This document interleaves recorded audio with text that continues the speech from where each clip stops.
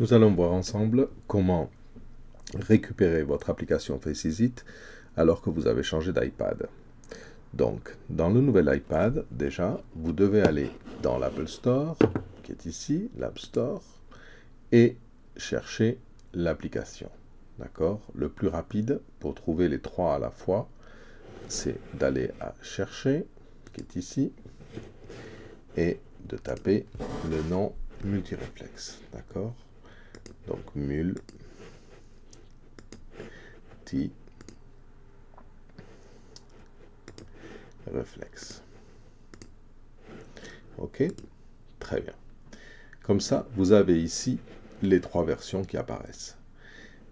Celle qui est à vous aura déjà un petit nuage bleu avec une flèche pour la retélécharger, puisque vous aurez ouvert ce nouvel iPad avec le même identifiant Apple. Ici apparaît le mot ouvrir, puisqu'elles sont déjà dans cet iPad, évidemment. Celle qui n'est pas à vous, il y apparaîtra le prix. Ok? Quand elle est à vous, vous pouvez la retélécharger.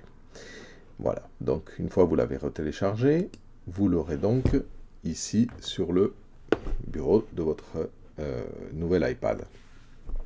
Alors, quand on a la version clinique qui contient les fiches de patients, vous savez, ici, on a accès aux fiches de patients. Je prends cette version avec des exemples, et ce patient, on lui avait assigné plusieurs fiches. Ok? Donc, en changeant d'iPad, on va perdre ces données qui sont emmagasinées dans cet iPad. Et on ne veut pas. Donc, on aura la version toute fraîche de l'application, mais on n'aura pas tout ce qu'il y avait dedans, qui sont les fiches que l'on a créées. D'accord? Elles ne sont pas gardées dans l'application, mais elles sont gardées dans l'iPad. Donc, pour ce faire, nous allons devoir connecter cet iPad à l'ordinateur, copier les fichiers, les garder dans l'ordinateur et ensuite les remettre dans le nouvel iPad. On va voir comment on fait ça tout de suite.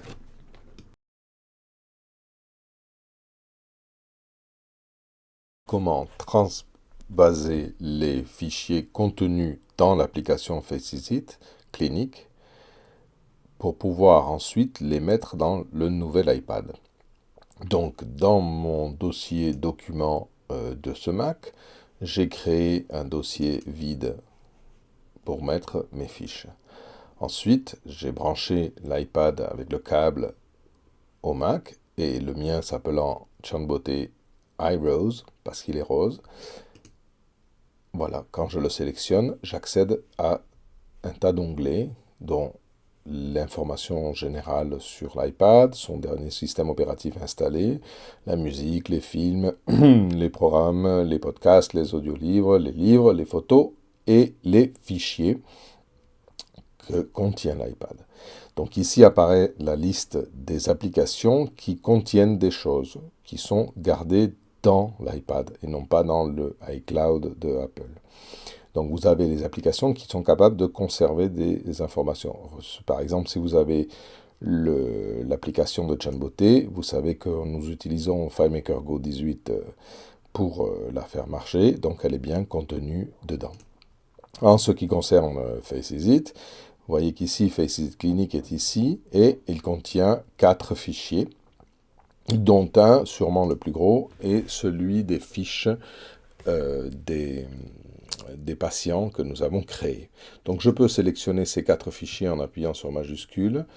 Ok, comme ça je sélectionne les 4 à la fois. Et donc je vais les traîner sur ce raccourci de document et ensuite dans le dossier que j'ai créé, ok, pour les contenir. Donc il m'en a copié que 3 au début, ce qui est très étrange. Donc, il me manque, pardon, revenons ici, le SQLite, et il me manque le troisième. C'est pas très important parce qu'en fait, on n'en veut qu'un, mais comme on ne sait jamais lequel c'est, on me copie les 3. Et donc, il ne m'a pas copié celui-ci. Donc, on va le prendre. Et on le met ici. Voilà, il est un peu têtu. Donc, maintenant que l'on a ces 4 fichiers, vous en aurez sûrement plus si vous avez beaucoup plus de photos de patients, mais au moins ces 3-là seront toujours communs. C'est le nombre de photos qui va varier. Quand on a copié nos fichiers dans l'ordinateur, alors on peut débrancher cet iPad, brancher le nouveau quand vous l'aurez, et ensuite faire l'opération inverse. C'est-à-dire ici, vous d'abord vous réinstallez FaceIt en le cherchant dans l'App Store et en cherchant multi-réflexe comme je vous l'ai expliqué auparavant. Et donc ici, vous aurez aussi les 3 fichiers, mais qui ne contiennent pas les mêmes choses. Vous n'aurez pas la photo.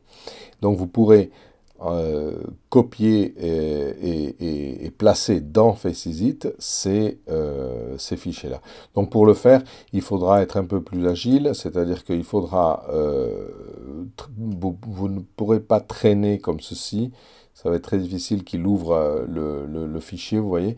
Vous ne pourrez pas traîner comme ceci les dossiers, donc vous pouvez essayer de faire copier, mais ça ne marche pas toujours.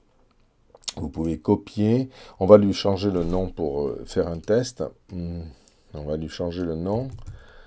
Si je fais copier, je vais ici, je pense pas que ça marche comme ça. Le mieux, c'est de le traîner donc en ouvrant une deuxième fenêtre à côté. Parce que ici, on ne peut pas rentrer dans le dossier. Et si on fait ici, vous voyez qu'on n'a pas la possibilité de coller. Donc le mieux, c'est de l'avoir pas très loin et de le traîner dessus. Ok ? Donc, même on ne peut pas traîner les choses comme ceci. Si, on peut les traîner comme ça en changeant d'onglet. Et donc, vous voyez que quand on copie quelque chose, je l'ai copié, je l'ai mis dans l'application. OK? Donc, je peux aussi l'éliminer. Donc, je récapitule. Avant de se débarrasser du vieil iPad, on conserve les fichiers que contient FaceIt, on les place dans un dossier quelconque de notre ordinateur.